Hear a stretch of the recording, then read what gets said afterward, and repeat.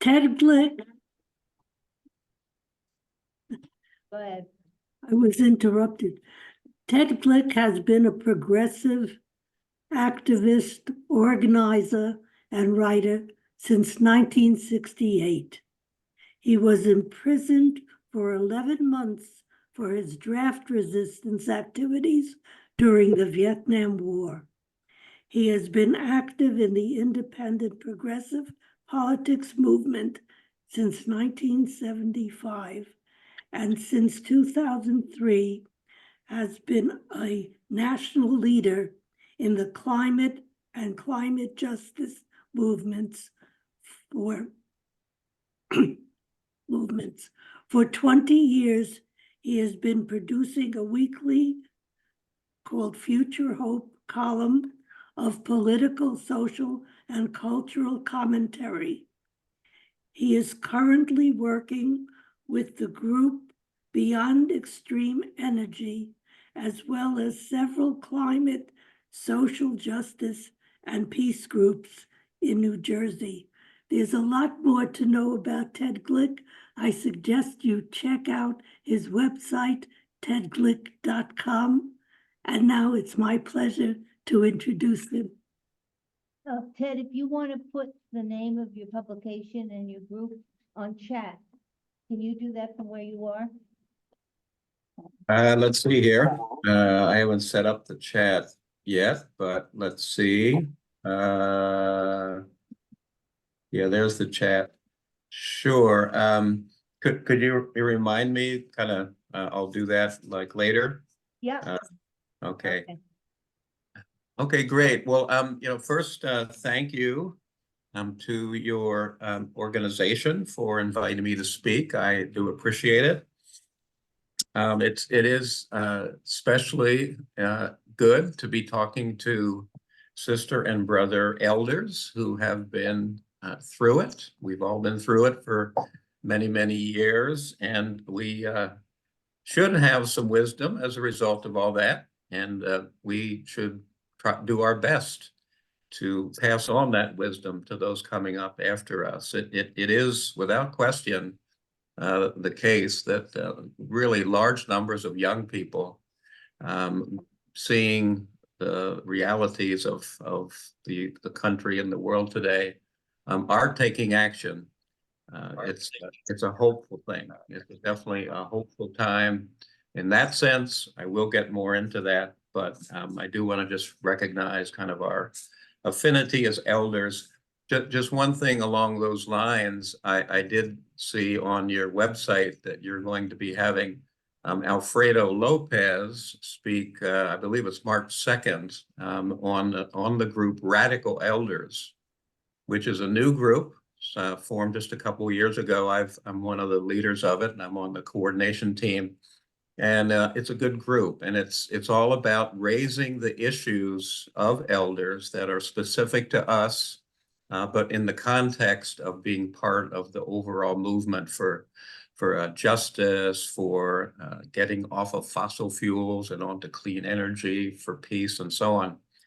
So again, I do appreciate the invitation and look forward to some discussion and dialogue. I generally, prefer dialogue to me speaking for a long time, frankly, but I probably will speak for a while, just in terms of what the plan is here. Just a couple things about me.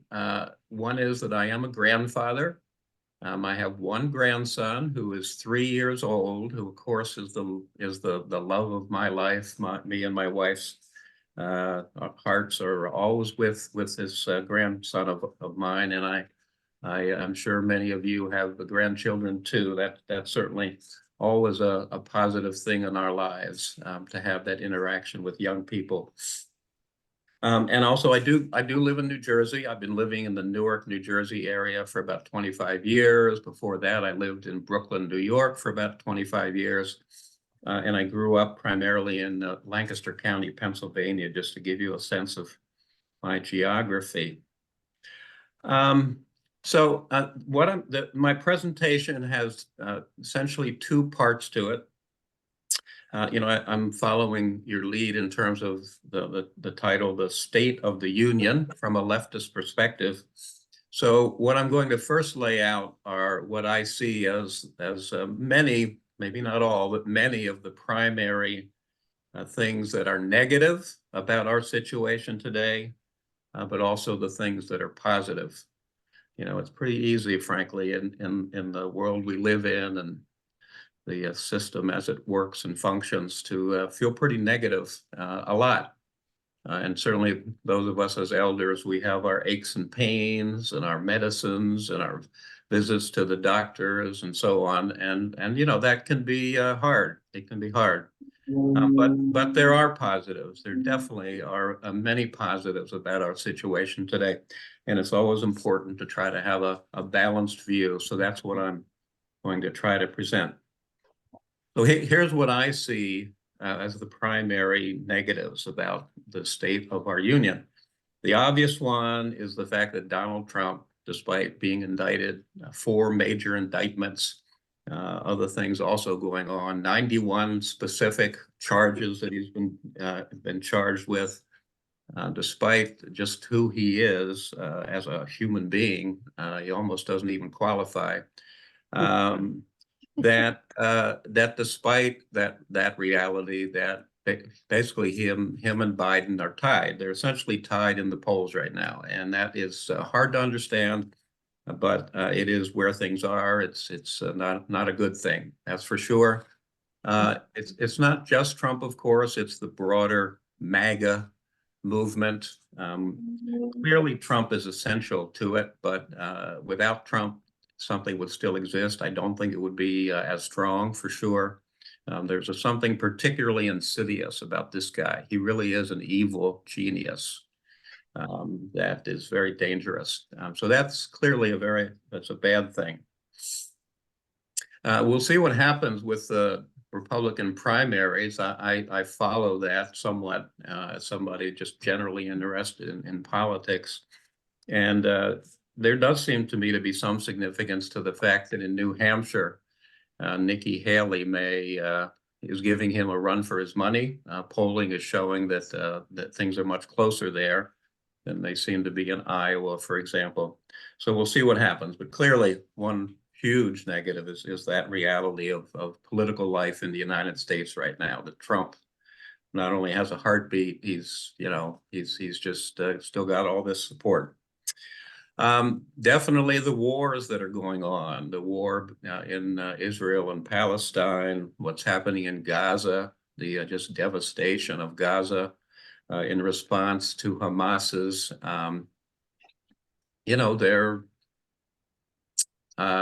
their brutal attack on not just military bases in Israel, but on the towns and villages, and on the concert that was happening. All of that is really very bad, just terrible. Right now, just the devastation of Gaza has to be stopped. I've been part of actions basically every week, and I've been writing, supporting the efforts for a ceasefire. That's clearly a very huge issue. There's the continuing war between Russia and Ukraine, essentially a stalemate.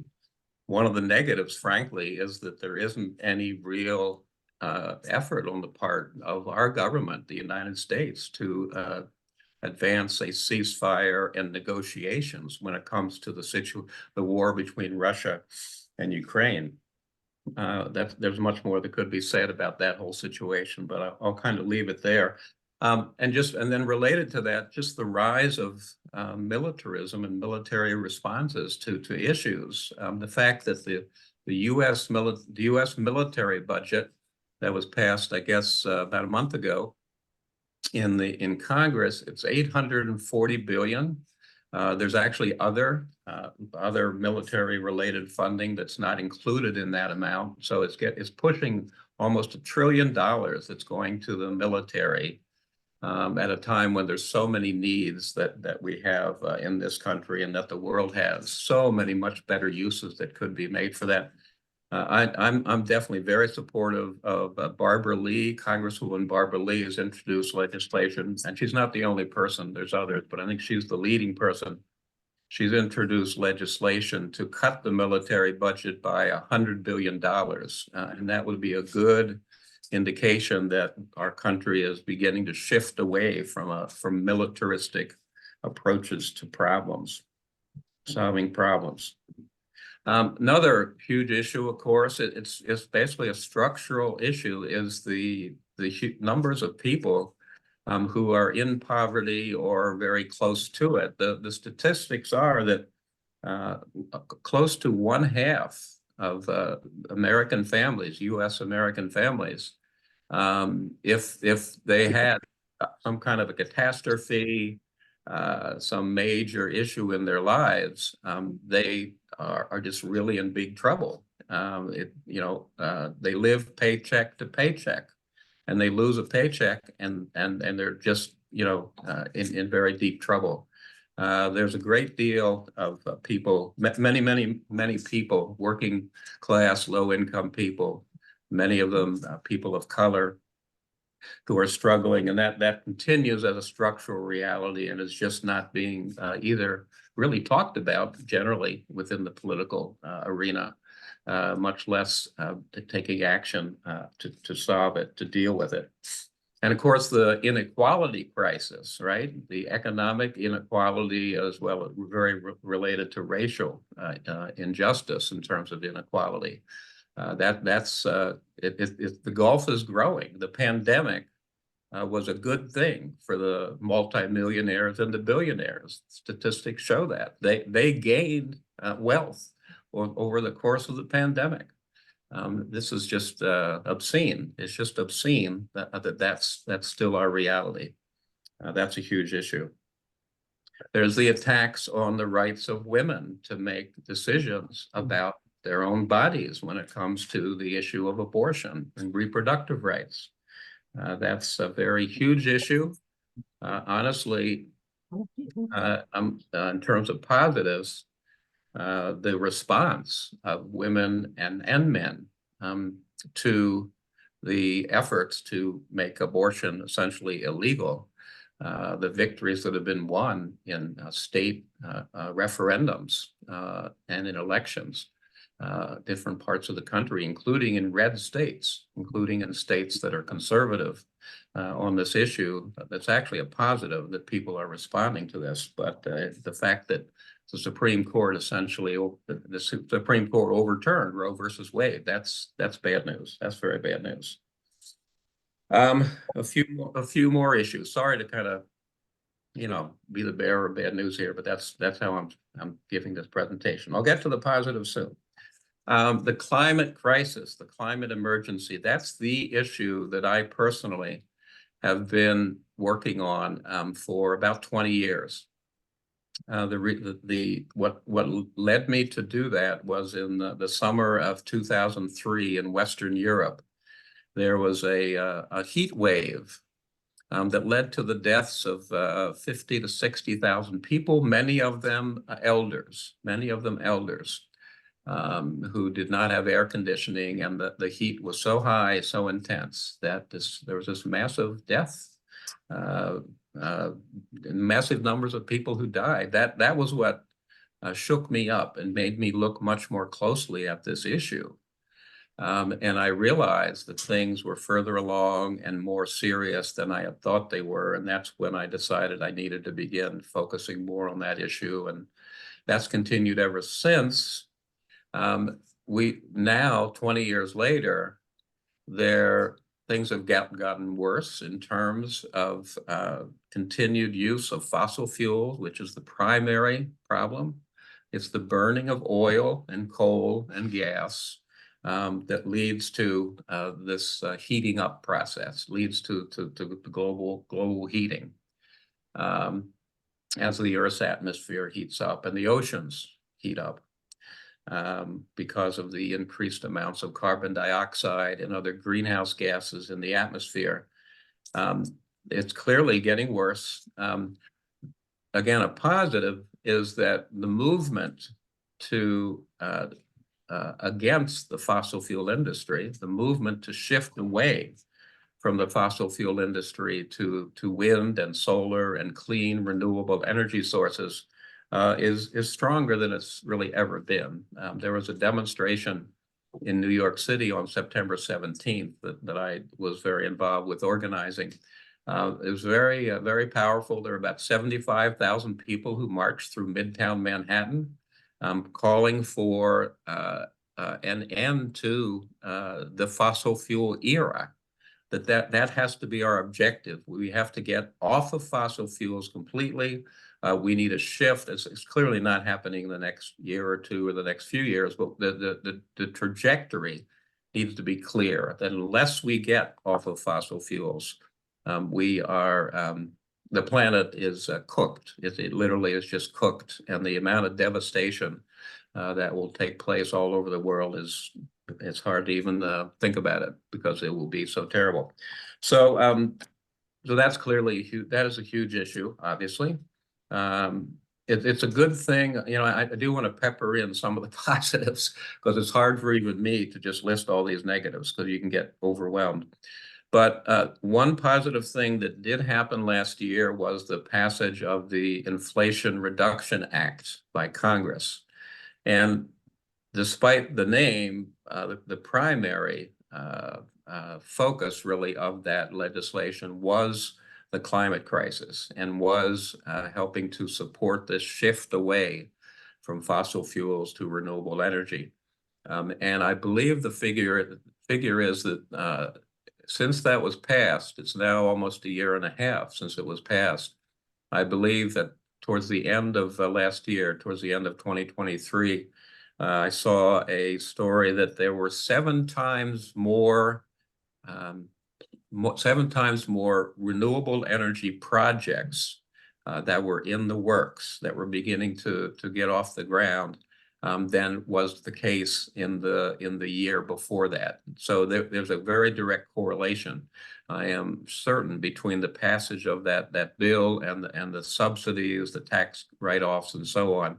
The support for renewable energy and the fact that there's this much more dramatic increase in those types of projects. So that's a good thing in the context of a very bad thing. Of course, our healthcare system, you know, I'm on Medicare myself. I'm glad I am. You know, if I wasn't on Medicare, I'd be much poorer than I am. I'm not poor, actually. I'm not poor. I'm, you know, kind of middle class, right in the middle there. But it's a good thing we have Medicare. It definitely can be improved and strengthened. And what we essentially need is Medicare for all. You know, I was a supporter of Bernie Sanders in 2016, a supporter of him in 2020. Him and he and others, Elizabeth Warren, the same thing. Supported Medicare, improved Medicare for all. I think that's the way we have to go. You know, there's so many things that are for profit in this capitalist economy that we live under here in the United States and in most of the vast majority of the world. And so many things that are for profit should not be. And one of them is healthcare. Another one, frankly, is energy, you know, electricity.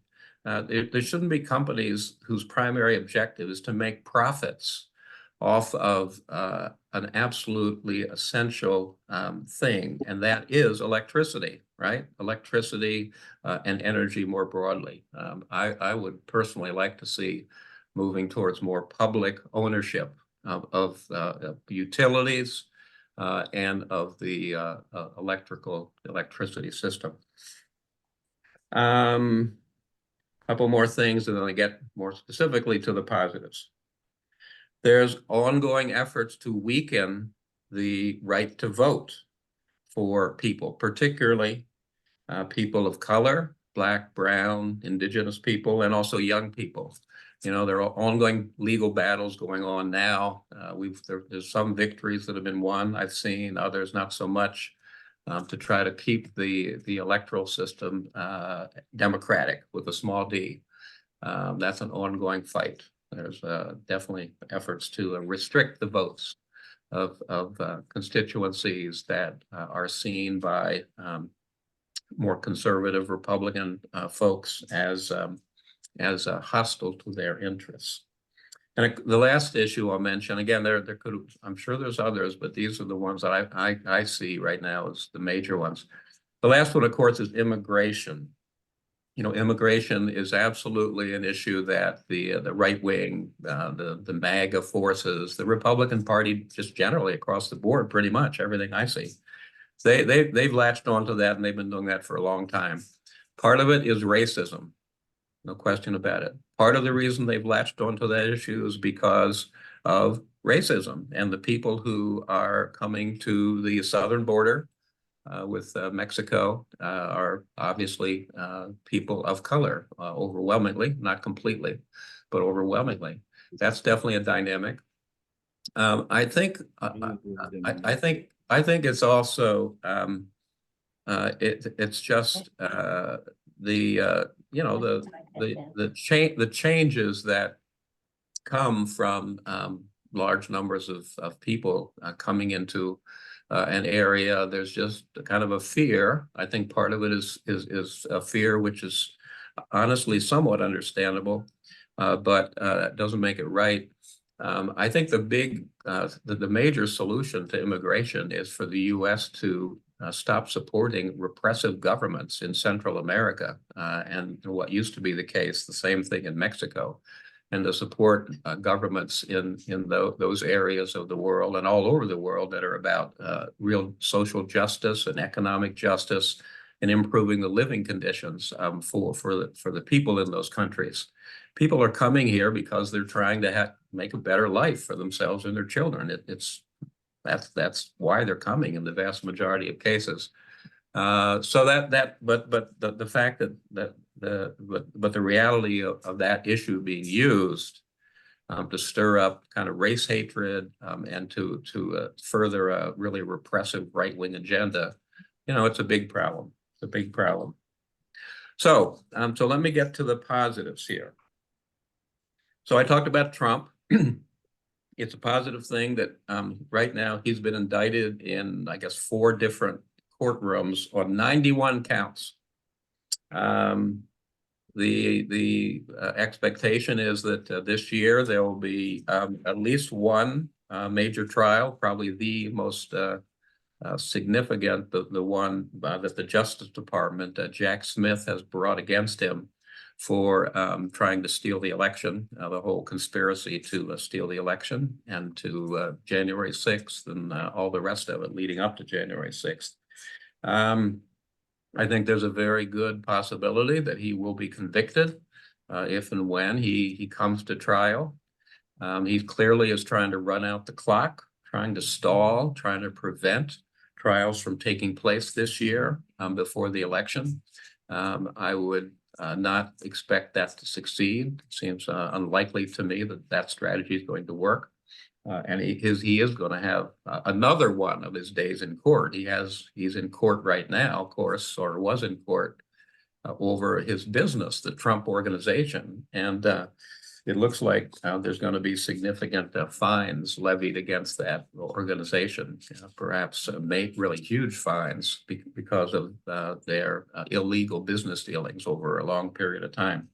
So it's a good thing that Trump is in the dock, and he is in court and will be in court a lot. He's using it right now to build political support. I think eventually, as the trials start to happen and the truth starts to come out and some of his former allies start to testify about what really was going on, that support will drop. I feel pretty confident about that. So I think that's a positive. That's definitely a positive.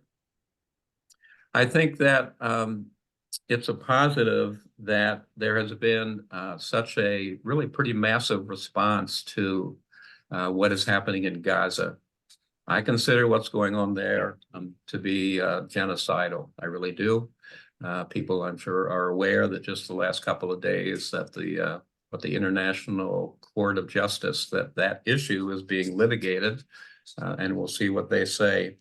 But there's a lot of young Jewish people with the organization Jewish Voice for Peace and others who are standing up and speaking out and risking arrest and being arrested because they want to see a reality in the Middle East, in Israel and Palestine, where Jews and Palestinians can live together in peace, with justice. That's what they support. That's what I support.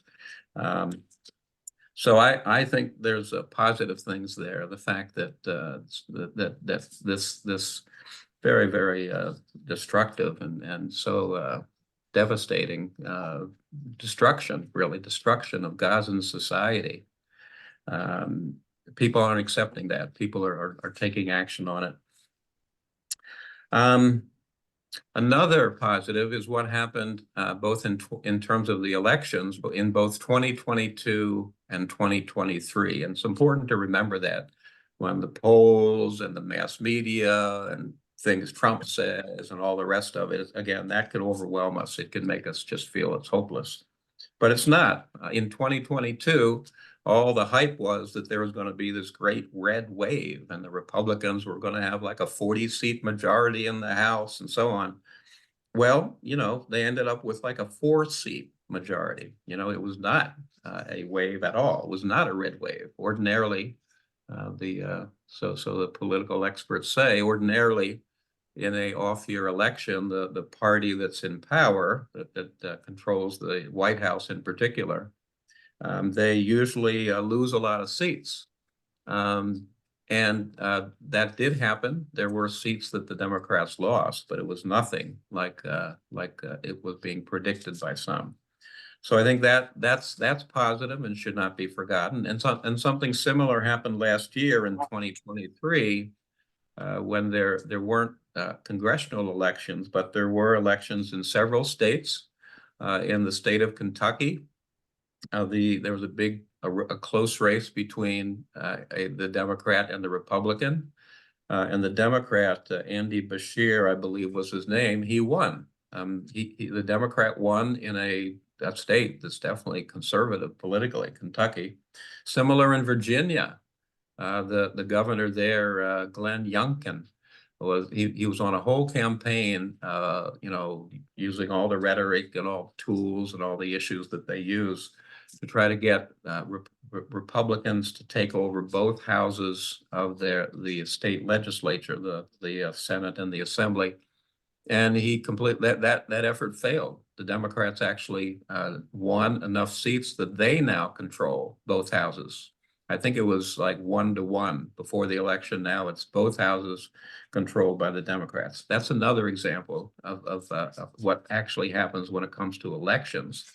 And the last one is New Jersey, where I live. And I know there was real concern among Democrats about how they were going to do in the state elections for the Senate and the Assembly here in New Jersey.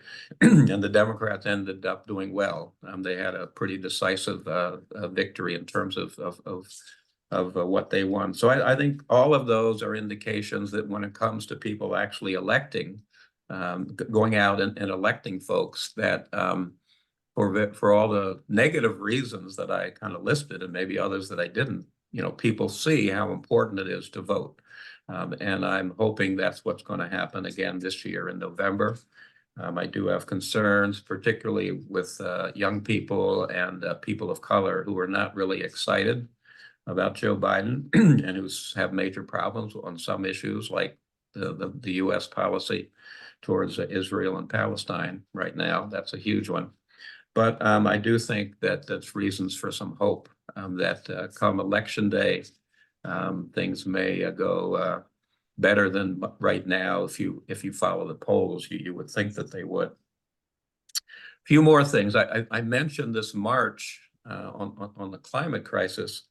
There was this march. It was called the March to End Fossil Fuels, March to End the Fossil Fuel Era. There was about 75,000 people, according to media estimates, that demonstrated in Manhattan. It was a very positive action, very high energy, there's a good racial mix, a lot of young people and seniors and elders and people in the middle. It was a good positive event. There were also in connection with this action. There was nonviolent civil disobedience actions. Over 200 people were arrested doing sit-ins and disruptions of banks and like insurance companies that support the fossil fuel industry. So I think that's an indication again that the climate movement, the climate justice movement in the United States is alive and well, working together. It was a big coalition. I think there were 750 organizations that endorsed this march. So that, again, a whole mix of groups. Now here's an interesting one that you rarely see in the media. About 10, 12 years ago, I think I first saw something that indicated that among young people, like under 30, almost 50% of young people thought that the word, when they heard the word socialism, the question was, what do you think in general? I mean, socialism can mean a lot of different things, but so, you know, take this with a grain of salt, but 50%, this was 10 years ago, 50% of young people said they think they have a positive association with the word socialism. And conversely, they had, you know, pretty negative reaction to the word capitalism. I saw just recently, a couple of years ago, there was a similar poll done, and that one said that I actually didn't see what it said about young people, but I saw, I think for the population as a whole, 10 or so years ago, was maybe 30% saw the word socialism as a positive, in a positive light. It's now up to 40%. That's a lot. I mean, that's an awful lot of people who are not like falling for kind of the red baiting and the anti-leftist, anti-socialist, anti-communist, you know, et cetera, anti-radical rhetoric of certainly Trump and the MAGA Republicans. So to me, that's a positive thing. And the last thing I'll say before I switch to part two, I think I'm pretty on time here. There's a lot of support in the United States for democratic electoral reform. One very good example is the Electoral College. I did research on this. 65% in a recent poll, 65% of US Americans think that the Electoral College should not be the basis for the president being chosen, you know, during a presidential election, that the popular vote, the national popular vote, whoever gets the most votes is the winner. Kind of pretty simple, understandable. We have this Electoral College, which is very anti-democratic. It definitely was initially conceived as a way to try to minimize the possibility that the people could, you know, have too much of an impact. It was a way to kind of like a check on potential, you know, the people in their voting getting too out of control. So that's, I think that's one indication of kind of openness to changes in the way we elect people. That's a positive thing. And the other example I'll use is this one I'm not sure how much people know about this. It is an important issue. There's something called ranked choice voting. It also sometimes goes by the name of instant runoff voting. And the basics of it are that instead of when you go to vote, you vote for just one person, and the person who gets the most votes obviously then wins. With ranked choice voting, you can vote for who your number one choice is, and then you can vote for who your second choice is, and maybe your third choice, depending upon how many people are running.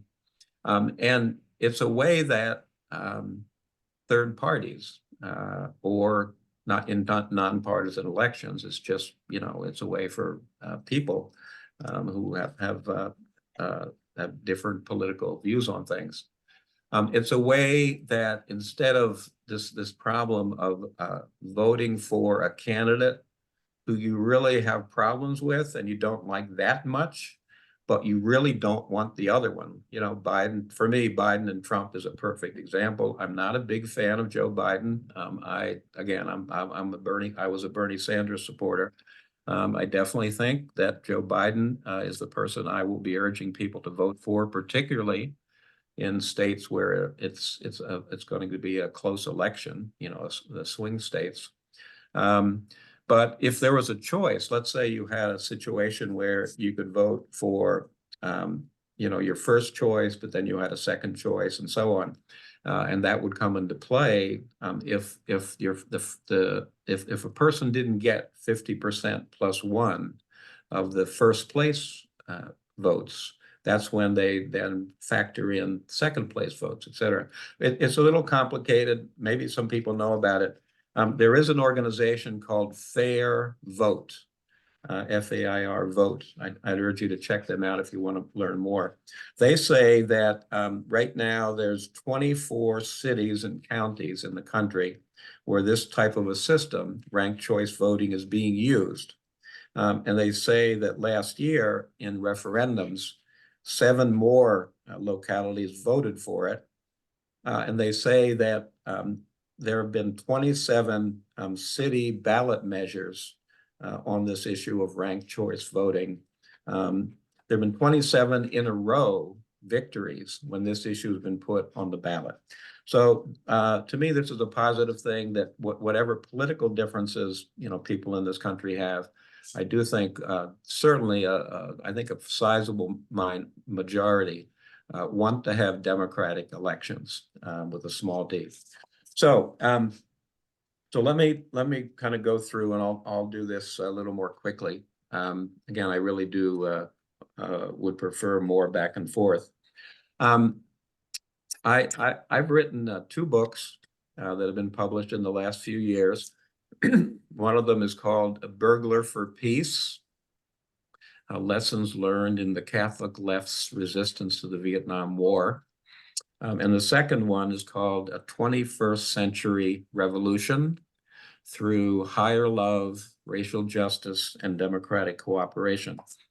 And in the final chapter of that 21st Century Revolution book, I put forward what I see as a winning strategy for change in the United States and to some extent more generally.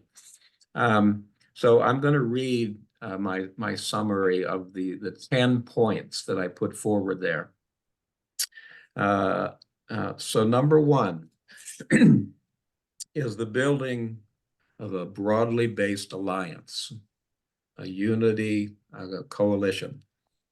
We must build a broadly based, multiracial, multicultural, multi-issue, and multi-gender popular alliance, uniting people of color, women, youth, elders, LGBTQ people, trade unionists, farmers, small business people, people with disabilities, professionals, and others. That's to me, that's the key.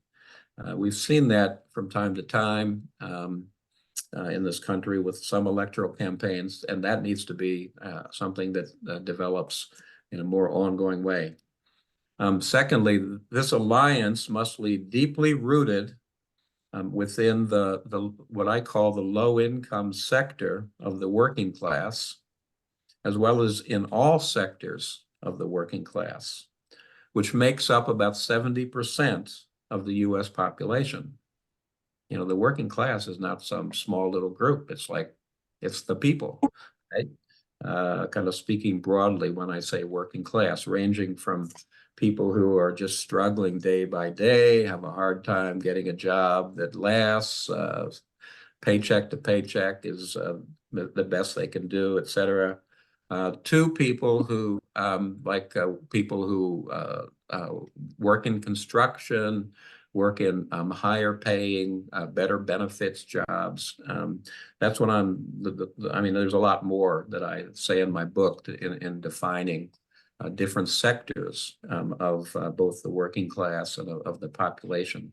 But that's what I'm talking about. Again, the bottom line is 70% of the people in this country are working class people. So if you don't have a strong base and support within that huge reality of the USA, you're just not going to make change. My third point, women, people of color, LGBTQ people, and young people, particularly working class people from those constituencies, must be significantly represented in leadership bodies and in the membership of the organizations making up the broad alliance as much as possible. You know, the women's movement has had a huge positive impact in so many ways in this country and in the world over the last 50 or so years, 50 to 60 years. And fortunately, that movement is still alive and well, as we're seeing in the response to the attacks on abortion rights. So that's one very important constituency that must be playing a major role in terms of leadership and involvement in this alliance. And similarly, in terms of young people and people of color, LGBTQ people, those constituencies who suffer multiple forms of discrimination and oppression. And this alliance must deal with all of that. And that's why it's so important that they be actively involved and in leadership. Number 4, this is kind of like the kind of a programmatic piece here, point here.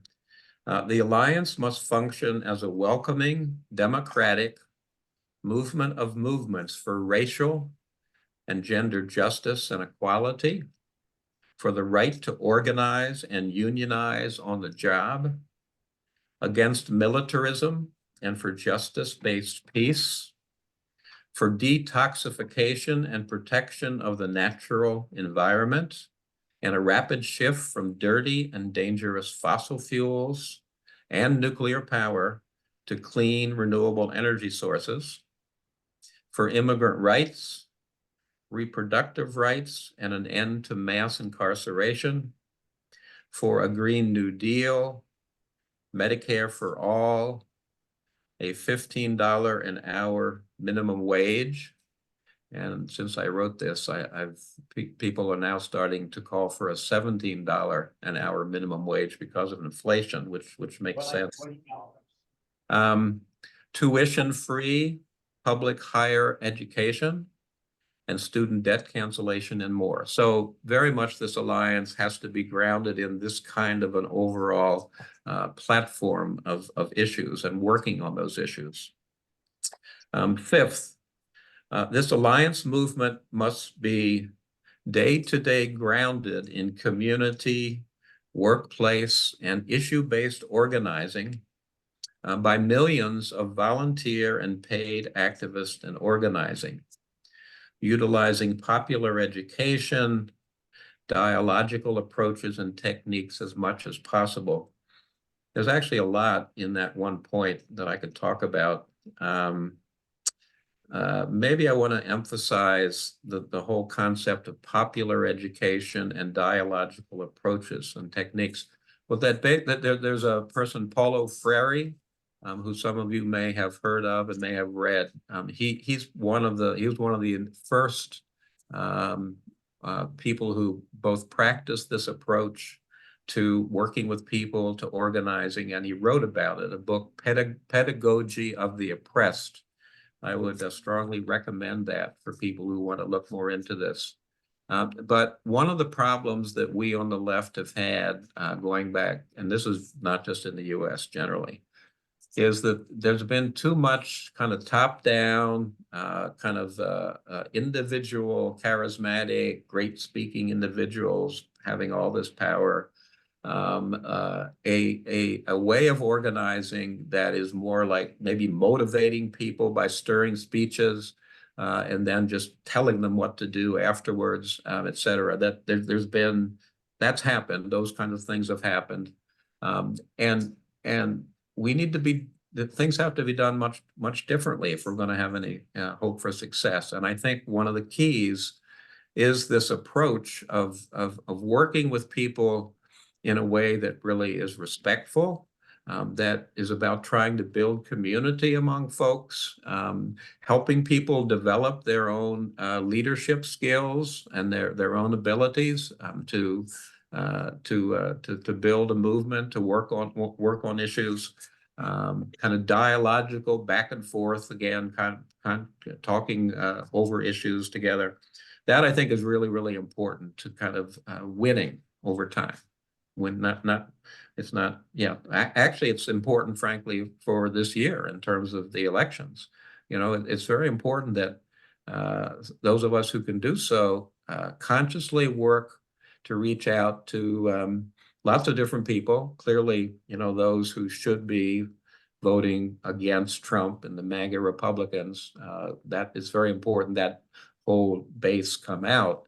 But it's also important for us to talk to people who are supporting Trump, but who maybe are conflicted. They're not like the hardliners. And we're not going to reach people who are confused, who have, you know, whatever issues they have that are leading them to support Trump. We need to look for those people, be open to talking with those people in a honest way, in an upfront way, you know, or a respectful way, not just kind of brand them as like hopeless. That's very important to building what we need to build. Okay, number 6.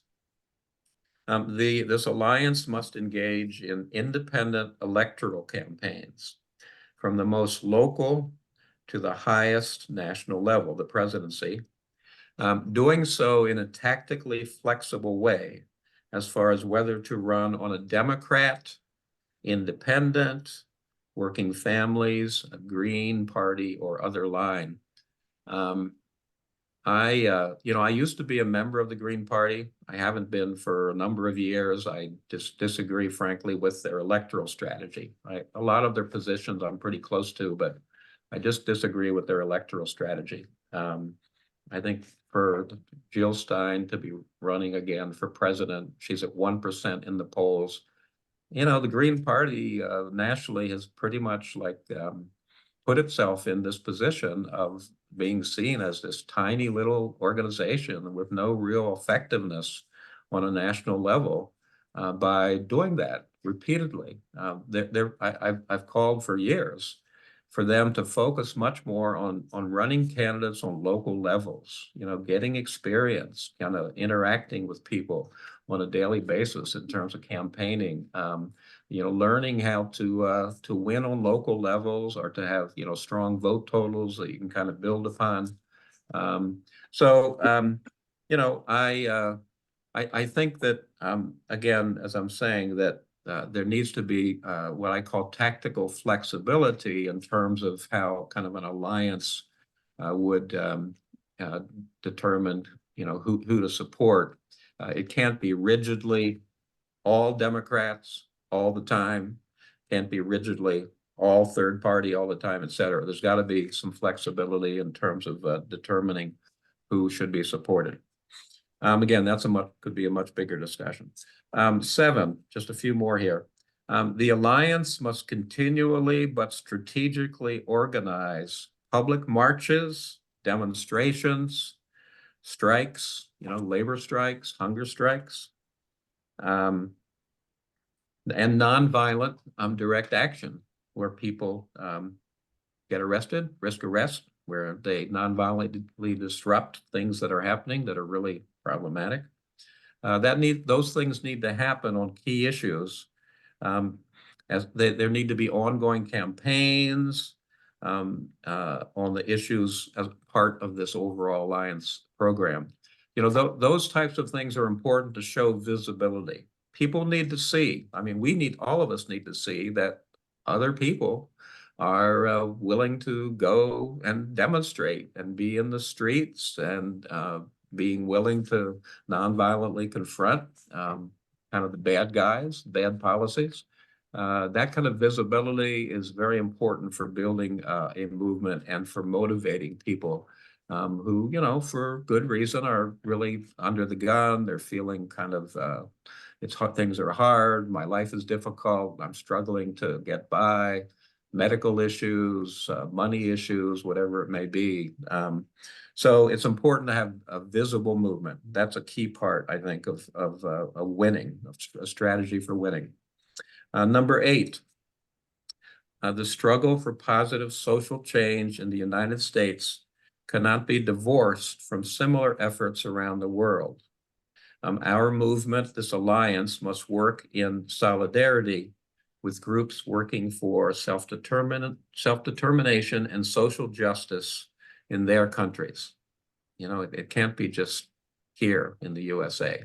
We need to be supportive of efforts elsewhere, and build connections and support with groups who have similar objectives and similar ways of working, you know, democratically functioning, treating other people in a decent way, a respectful way, and so on.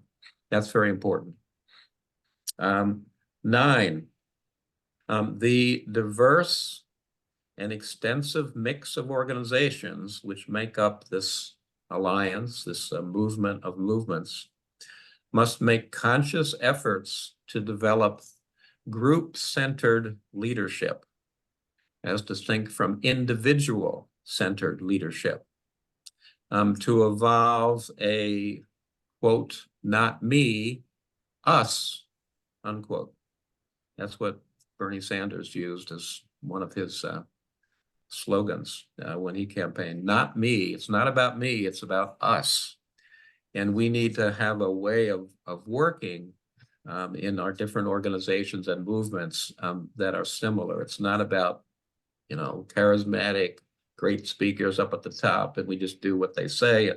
No, it's got to be a democratic internal culture, one that provides a welcoming and personally rewarding experience for all those involved. Again, this is really strategic, as well as the right thing to do just on a human level if we're going to win. People, you know, my guess is some of you, if not all of you, have had experiences in groups that have not been very positive, that have turned you off. You've said, I can't work with these people, or, you know, this guy, you know, he just, he's too egotistical, or whatever it may be. Well, we need to be clear that those things, you know, don't work. They really don't work. They turn off people. They decrease support for what we're trying to do. So we need a different culture. We need a different way of functioning. And finally, just to wrap up, and then I'll have just a brief kind of a little closing. Throughout all of this work, our movement's members and leadership must consciously strive to treat one another and all with whom we interact with respect, personal integrity, and higher love. You know, I mentioned this book, one of my 2 books that have been published in the last few years, the one 21st Century Revolution, through higher love, racial justice, democratic cooperation. I actually spend the first 2 of the 5 chapters dealing in one way or another with the interrelationship between kind of the socialist, kind of secular socialist Marxist movement historically in relationship to religion. I particularly deal with Christianity, but it's not just that. And one of the things that I kind of draw from that is that, you know, that I kind of look at and write about is that the quality of the way we work and the quality of how we interact with one another and how we basically put love much more at the center of how we consciously go about our work and our day-to-day life.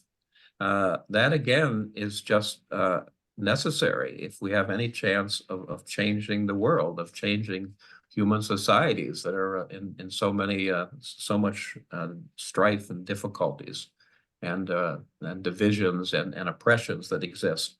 You know, my experience is that people do respond if they're treated with respect. You know, if there's like a basic love element going on there. So to me, that's really essential. I'm not in what I write. I'm in no way calling for people to get religious, join a church, go to a temple, a mosque, whatever it may be. I'm not saying that. I actually say very explicitly, I think whether or not people believe in what people call God, in a higher power, I don't think that makes a big difference, frankly. For some people, it does make a big difference. But in terms of what we need to be building, the key is not so much people's religious beliefs or spiritual beliefs. It's how we treat each other, how we function together, whether we put love at the center. And that doesn't need to be related to a particular religion. I know many people who don't see themselves as religious, who are really good people and really good organizers. So so yeah, that's pretty much what I wanted to say. My kind of concluding words would be just to underline how important this year is, 2024. I think it's hard not to think that's the case, given kind of the threat that we're facing with this Trump-led Republican Party. It's just really essential that all of us do whatever we can in whatever ways we can. Doesn't mean you have to go out on the street and do demonstrations. It can mean making phone calls, talking to people, raising issues in places where you're with other people.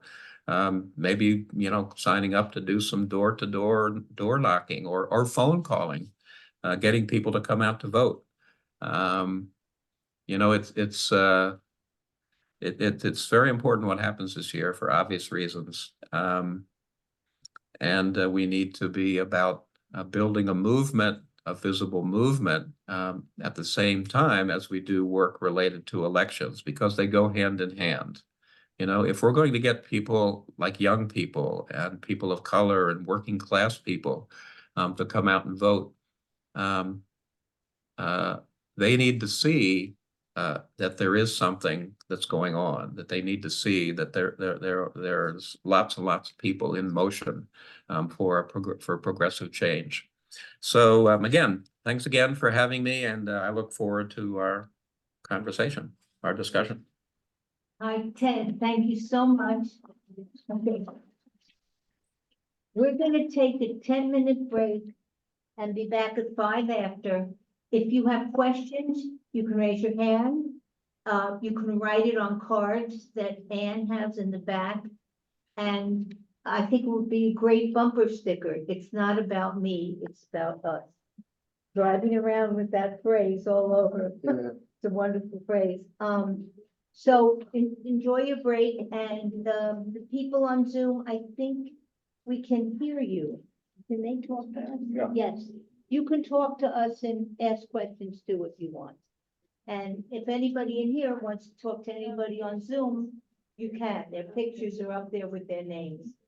Okay, 5 after. We'll see you then. Okay. Okay. Hi, Danielle. It's nice to see you. I'll call you tonight. She's muted though. Oh, she's muted. Yeah. When you call her on the phone, you want to talk to her? No, okay.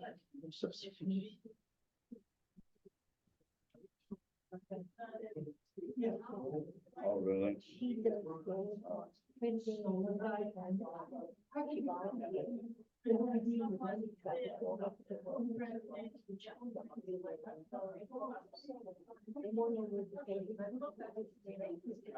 I was wondering, I wanna read it because I wanna when you say grocery store, then you do it all. Well, I'll tell you what I want. I was there.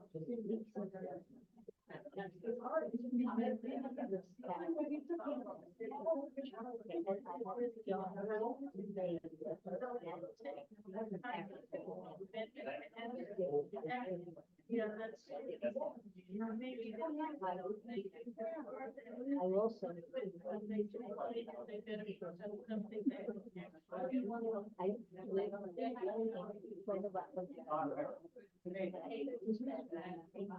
You mentioned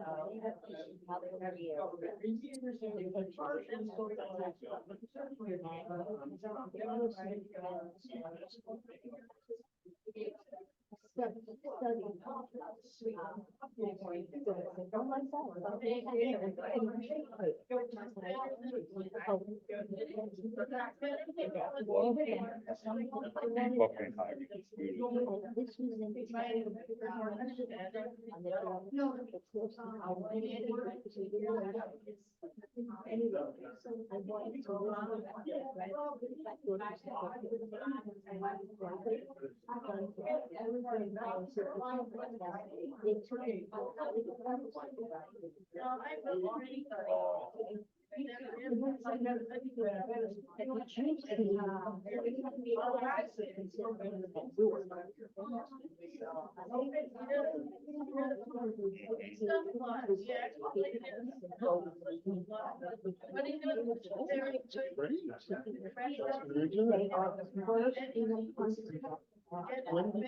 Last night on MSNBC, and they had some person from the school, and two students, and that led this business to get students involved so that they could choose what they want to learn, what teachers, what subjects. It was like I love that. I did Juxtaposition to, you know, the book banning and, you know, bullying. It's something I feel. Oh, yeah, brand new. Everything's fair. Everything's fair. But I don't think they're really work. And have to say, what is very word. It's the whole. Outside of us. Balloon them back. Yeah, just go to-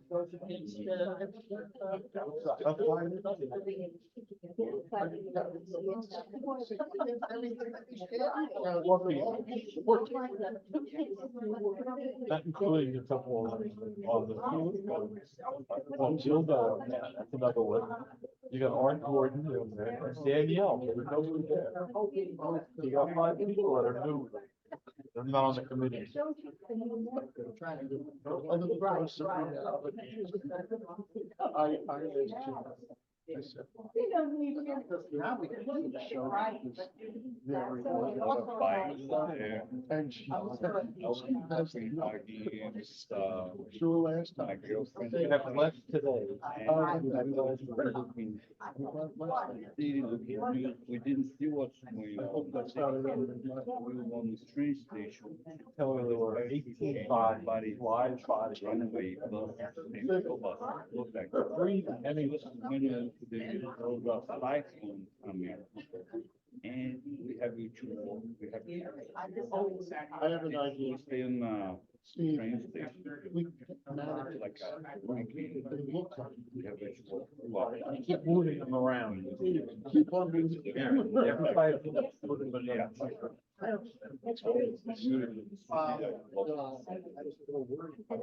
Rent by.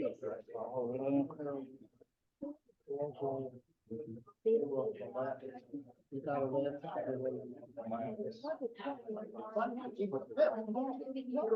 No, it's a lot of work. It's too much work, but the amount of people that get.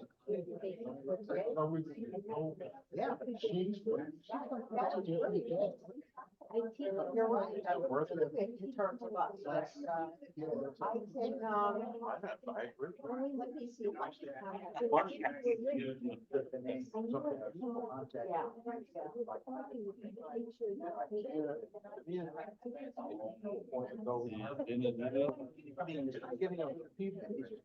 Yeah, but I can tell there somebody who's willing to.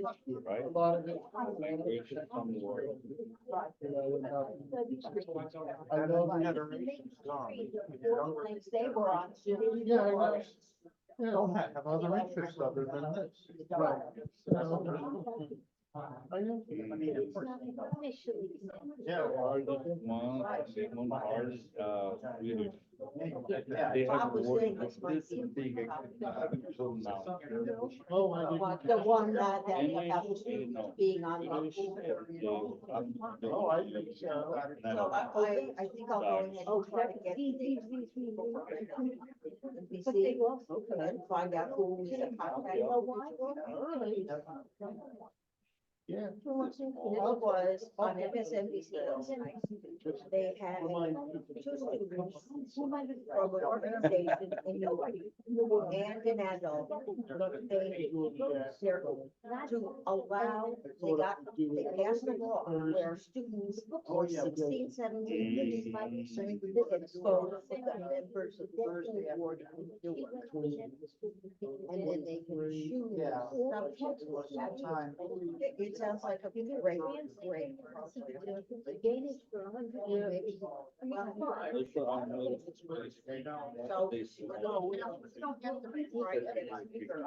Because they communicate with others.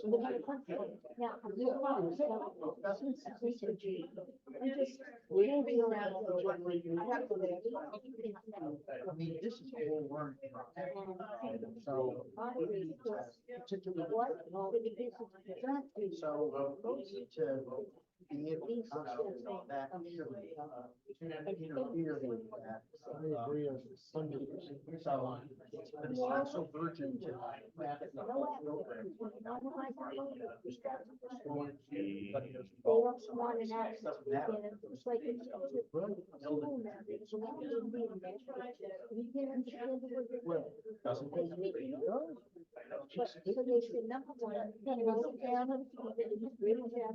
Okay, so I'll come up with a date consistent with the dates before, end of February, end of January.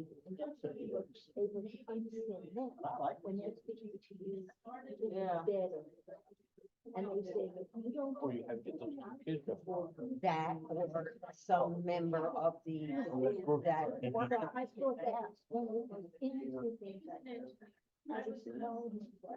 Quite a nuisance. How many do we have? 18, 3 bottles. Well, of course, we always count all of us. Count us, we have 4. We had 3 on one. Did you count those? No, that's, I said human bodies. Oh, breathing all bodies. All right, Plus 3 on one. No, there's, That makes 29. no, No. I think we should have the 3 on one. no, we have 18 human bodies. And plus 5 people. Yeah. So it's 21. But how many of these are on committee associated? But he won't. That's what I'm saying, you have 4 new bodies. 90, what? And to do very important. Right. So, and I thought that was. In Costa Rica, all the children have to learn English because any student that grows up there and wants to deal with tourists coming into the country, which is 70% of their income, they make good money, they need to speak English. And they just take it as that's part of their education. The last time I was. Yeah. Yeah, for 7 years, I still have my own. Oh, really? Where is Central Pacific outside of it's a little town called Mirador. It's about 2 hours directly west from San Jose on the main highway. And you go directly west of the ocean, and that's it, right there on the. That's my. Have you been on the Caribbean coast? I don't know that coast very well. The only. Heard a lot about it, Well, but I that's a haven't different gone. It question. rains a great deal over there, and they flood, so what There's a lot of hippies. Yeah, Rastafarians and hippies. I can't remember. People go I made my camping, mother's stuff, birthday and party. no well developed. The like young this. country, it's not where. Did we people pay? go to I buy don't remember.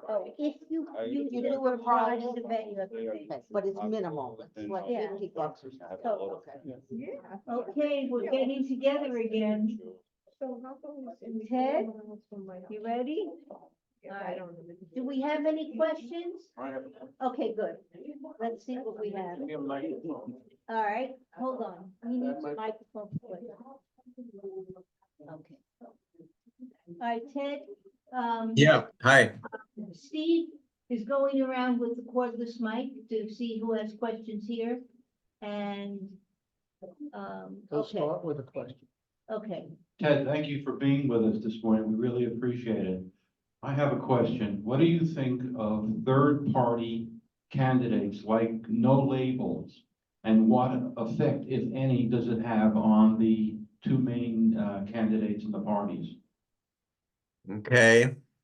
My general view, just generally is, I believe that, we have a healthier democracy if we have, different, options for people. That's my general view. But specifically in terms of, no labels, and then I'll also, I guess, reference, Kennedy and Cornell West and Jill Stein also, and then I think there's also a libertarian candidate running. But in terms of no labels, I frankly detest Joe Manchin. I detest him. He has been single-handedly, well, not single-handedly, he's worked with the Republicans, but he has been the worst in the Senate when it comes to the climate crisis in particular, as well as on other issues. And I saw that he had some event up in New Hampshire just yesterday with people that wasn't, I guess, explicitly no labels, but it was related. So I think it's a bad move. It's definitely, you can't say that you are against fascism in the United States and then be about running a campaign that would potentially take votes away from the only candidate who can defeat whoever the Republican is, whether it's Trump or Nikki Haley. Those seem to be the two options right now. So it makes no sense that those things don't match. You don't want Trump to be elected. You don't want fascism to come to power in the United States, and then you're going to go and run against the only option for defeating fascism at the ballot box. So that's my general view. In terms of Kennedy and Stein and Trump, I'm not a big fan of Robert Kennedy. He actually has a lot of positions on his website that I agree with, frankly, but his positions around vaccines, his opposition to the COVID vaccines, all the rest of it, that plus other things, I don't support him. As I told you, I don't agree with the Green Party's electoral strategy. I think Jill Stein running is, the fact that she's around at 1% in the polls is indicative. Cornell West, I like him better of all the different options, in terms of alternatives, potentially to Biden and Trump or whoever. Again, it could be Haley. Who knows, right? Things voting hasn't started happening yet. But anyway, Cornell West is the one I like the most. I'm not sure that in terms of kind of a presidential candidate, he's quite the right person in terms of, he's basically more a prophet than he is a presidential candidate, frankly. And I like a lot of what he says. But yeah, that's kind of where I am. That's where I am. Thank you.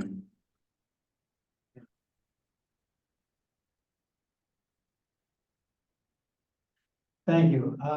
I come here with a slightly different perspective of a lot of the members of the Progressive Forum, because I'm a Canadian, a snowbird, come down for the warm weather.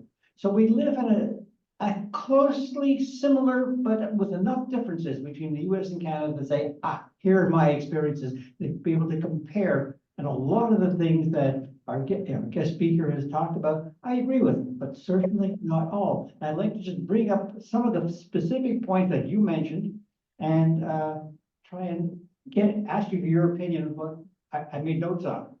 You start off by saying Medicare, it's something that we in Canada have Medicare funded by income taxes. Essentially, it provides provided to everyone. It's not an option. It's paid for by our income taxes. How well does it work? Well, there are problems. It's not the best in the world, mostly due to insufficient funding. And most Canadians want Medicare to be improved rather than reverting to a profit-based system, which I believe that's what you were talking about. So you and I agree on that, but not with changes. Talk about electricity. Well, mostly provided by the Canadian provinces. All the dams and all sources are owned by the provinces, and profits earned revert back to the provinces, which of course go to reduce other taxes. So essentially, Canadians pay substantially less than Americans do for electricity. So I agree with what you were saying. It should be run by government, nationalized. But a lot of people say, no, it costs too much, don't know. Eliminating fossil fuels to produce energy is a noble but unrealistic goal for the foreseeable future. I mean, I would like to see it, but it just can't happen. At best, we should be gradually introducing changes as technology for this progresses. And as technology, which is exactly what is really being done, not only in the US, but in all technically advanced countries around the world. Because if you attempted to say you eliminate fossil fuels, the whole, not just the economy, the world will collapse. There will be enough food for people to eat. We need it, even though there's a problem. Changes are coming, but not as fast as you would like, and I don't think we have an option. And lastly, nonviolent demonstrations. Well, even this is questionable, because whenever you have demonstrations, you're always going to get a certain percentage of the people who will become violent. You have unelected and often people with questionable knowledge saying, we want changes, and they don't know what they're talking about. I've seen examples, for example, a major project, a multi-billion project in British Columbia, northwestern part of Canada, to bring natural gas from the Alberta into the coast to try and ship it to Asia to sell. We have massive numbers of demonstrators, including, they claim the indigenous population are complaining. A small percentage were complaining. The vast majority were perfectly happy with it. They sent in not just demonstrators. Many of them came from the state, didn't even know where they were. They just were, hey, come with us, and they came, and they knew what to do. And they grabbed some of the major construction equipment, heavy-duty construction equipment, and did $20 million of damage using the heavy-duty construction equipment, because they wanted to make a point. Hey, who's paying for that? I mean, sure, massive police came in and arrested them all eventually, but you got to be discretionary in what you want to ask for and what to expect.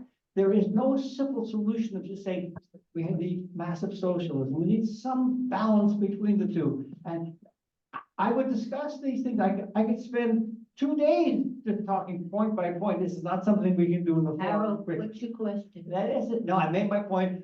Comment, what's your question? You know what I said. Is there a question somewhere? I was. No, I can respond. I can respond. Okay, Thanks. okay, All right. thanks. Yeah, thanks for those comments. So yeah, we seem to agree on the Medicare issue, that whether we need improved Medicare and definitely sufficient funding. We agree on that. I actually didn't know that electricity in Canada was owned by the provinces, and that's something I will absolutely look into. I'm surprised I haven't learned that, and that people I work with who are working on that issue in the United States haven't mentioned it, because it sounds like something that more people should know, that it's working elsewhere. And as you said, not surprisingly, the costs are lower. The electricity costs have come down because it's not a profit-making enterprise, right? So thank you for that. I'm in terms of fossil fuels, I'm not, and the people I work with, the movement, we're not saying that like in the next 2 years we should get off fossil fuels. That's totally unrealistic. I agree with you on that. We're saying that the first thing really is that we have to stop the build out of new fossil fuel pipelines, compressor stations for gas, that pushes gas through pipelines. Export terminals. There's a very major effort underway to stop plans to build up to 20 new gas export terminals. There's something called LNG. It stands for liquefied natural gas. Again, I'll try to not go too long because I can talk a lot about this. But there's a whole push on, and frankly, Joe Manchin, speaking of Joe Manchin, and others, definitely Republicans and also Democrats, including Biden, definitely want something I'm very critical of Biden on. They basically have used the Russian invasion of Ukraine and the disruption of energy energy supplies in terms of the pipeline was blown up there in the body of water whose name I'm not remembering, and there was a boycott, a cutoff by Europe and the United States, by NATO, a cutoff of any Russian gas or oil generally. Actually, it wasn't a total cutoff, but there was definitely restrictions. The whole energy situation there was really thrown for a loop. And the Western European countries that had been getting gas or oil from Russia were in a bind. And so there was this whole push on that was successful to really ramp up gas in particular, also oil, but I think particularly gas, so-called natural gas. I call it methane gas, really. That's what it is. What's called natural gas is literally about 90 to 95% methane. That's what it is. And methane is a really powerful greenhouse gas in terms of heating up the atmosphere. And it leaks. The whole process of shipping, getting gas out of the ground, putting it in pipes, shipping it elsewhere. There's a lot of leakage. And so as a result, so-called natural gas, methane gas, is actually worse than coal in terms of its greenhouse gas impacts. So anyway, but back to the point. So that there has been this whole effort to shift to build a lot of export terminals to ship gas overseas. They say to Europe, but in fact, as it's worked out, a lot of the gas that is now being shipped, but through these export terminals along the coast, particularly Texas and Louisiana, a lot of it is not going to Europe. It's going to China or other places where they can make more money and where there's more of a demand. So anyway, the point is that we're going the wrong way in terms of fossil fuels in the United States, for sure. We're increasing. Under Obama and Biden, again, this is a huge problem. The United States became the leading exporter of oil and gas in the world. Just the expansion of those industries under the Biden and under the Obama administration, and Biden has unfortunately bought into a lot of that. So there is this big campaign going on right now to prevent the build out of 20 more export terminals for methane gas, primarily in Texas and Louisiana. And there's actually an organization, Third Act, that probably some of you know about.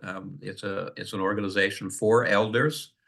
Bill McKibben, a prominent environmental climate leader, is the main person. So this organization, Third Act, working with people who are leaders in Texas and Louisiana fighting against this projected build out of export terminals. They're having 3 days of action in Washington, D.C., February 6th through the 8th, where there will be, and I'll be getting to this one next, there will be nonviolent civil disobedience. They have said very explicitly in their letter that just went out yesterday about this action. They essentially said, we are going to be undertaking this action in a calm, calm and nonviolent and respectful way. And they essentially said, if you don't think you can be like that, don't come. I mean, they made it clear that there's a certain style and a way that they're doing this. I do think that, you know, I'm getting to your next point here, but I do think in organizing these types of actions, nonviolent direct action, sit-ins, et cetera, it is very important that there be clarity about the nature of the actions and there be training, frankly. And that happens for many of them, from my experience. Certainly when it comes to the climate and the climate justice movement, that happens. That the training is important and clarity about the nature of the action is very important for people to know, so that if there are people then who kind of act up and are basically violent into property destruction or worse, attacking the cops or something, there's a basis for them to be basically told to leave. Essentially, doesn't maybe it might might not always work, but there can be a basis for it. So so I didn't. I know I'm going on here, but it is important. I didn't answer specifically yet what you said about immediately shifting to fossil fuels. But what does need to happen, and this is why I got into talking about the whole issue of these gas export terminals, there needs to be an immediate halt to any new fossil fuel infrastructure being built. Once you build like new pipelines, new storage terminals for gas, export terminals to ship it overseas, once you have that infrastructure, that can last for 40 or 50 years. And we don't have 40 or 50 years to solve the climate crisis. We are in deep trouble right now. The world has agreed, actually, on paper at these UN international conferences, that there needs to be essentially about a 50% reduction in the amount of fossil fuels that are used by 2030, which is just 6 years away. That if we're going to have a chance of avoiding kind of climate meltdown and worldwide catastrophe, that's what we need to do. Just my last point here, the International Energy Agency, which was formed in the 1970s, primarily by governments that were getting their fuel overwhelmingly from the fossil fuel industry, oil and gas and coal. That agency, the International Energy Agency, said now 3 years ago in 2021, that if we were going to solve the climate crisis, there needed to be an immediate stop to any new fossil fuel infrastructure in the industrialized countries. The following year, the Intergovernmental Panel on Climate Change, which is the United Nations organization of scientists that's been studying this issue since 1989, continually assessing it and seeing how things are going and so on. They said the same thing, you know, in 2022. So that's what needs to happen. It's not like this immediate shift from, you know, fossil fuels to wind and solar, like in the next year or 2 years or even the next 5 years. But there needs to be a definite stop to the build out of any new fossil fuel infrastructure. That would have a big impact.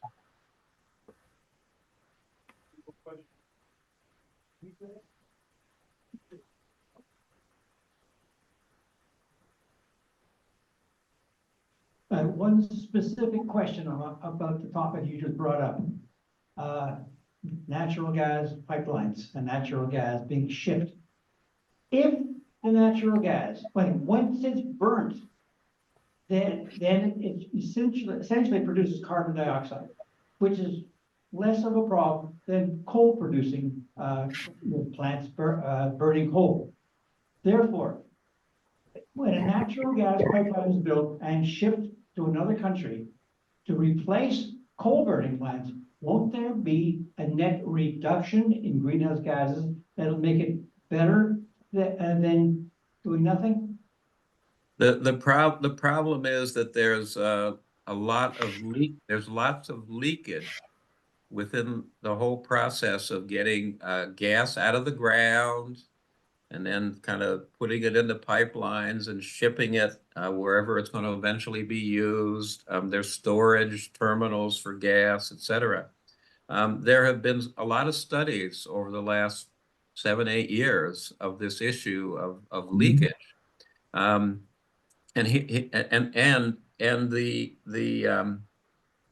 pretty much I'd say the objective assessments pretty much are in agreement that there's at least a 2% rate of leakage of gas over the whole process of eventually being burned.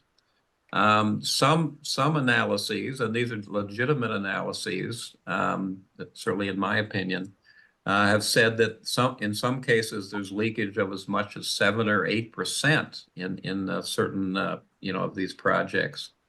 And here's the problem: methane compared to carbon dioxide is, according to, again, the Intergovernmental Panel on Climate Change, the UN's organization of scientists studying this. They've said that methane is 86 times more powerful as a greenhouse gas, as a heating up gas, than carbon dioxide. It's 86 times more powerful.